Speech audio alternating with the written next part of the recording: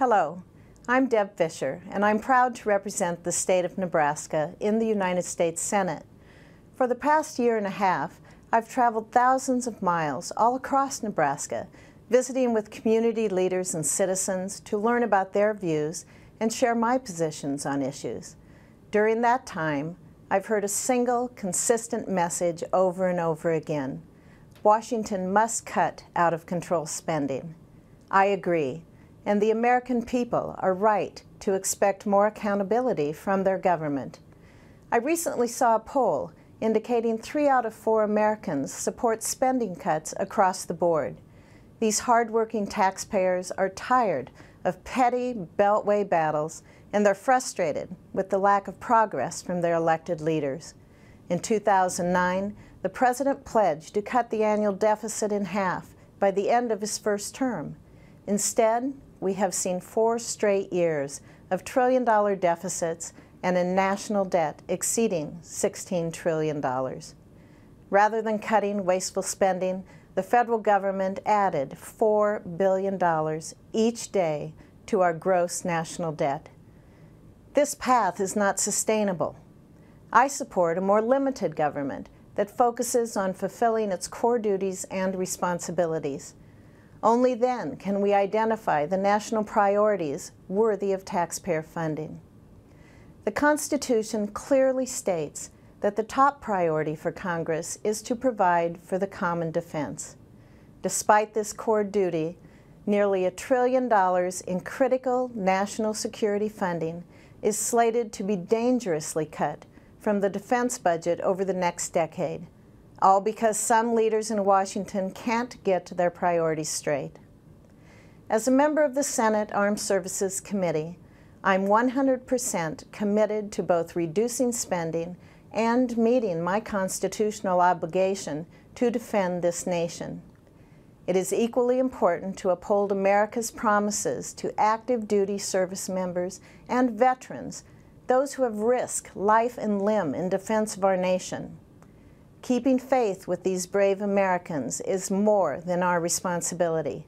It is our honor to do so. It's no secret that to cut spending, we must find ways to reduce the costs of Social Security, Medicare, and Medicaid, the primary drivers of our national debt. We must do so in a way that keeps our promises to America's seniors, retirees, and those nearing retirement age. That is not a point for debate. But in order to save these popular programs, we must reform them. If not, they will no longer exist for future generations and will bankrupt us in the meantime. There is a general consensus that Congress must explore ways to act on entitlements, but there is little agreement on a way forward, and few credible solutions have been put on the table. As the 113th Congress begins, I challenge my colleagues to step off the sidelines and offer substantive ideas for real reform. Such reforms will require political courage and will demand strong leadership from the President and leaders of Congress. But without making these hard decisions, America will never rein in spending or achieve a balanced budget. The President will soon ask Congress to raise the nation's debt limit again. I believe we cannot agree to increase the borrowing limit without addressing our out-of-control spending. That's why Nebraskans sent me here. That's what the American people demand. And that's what our children and our grandchildren deserve. It's time for serious action. No more kicking the can down the road.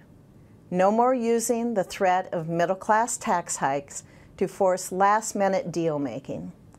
The debate over taxes and revenues is done. Tax increases barely pay for a few days of government spending, and in all my years of public service, I have never had constituents ask me to raise their taxes.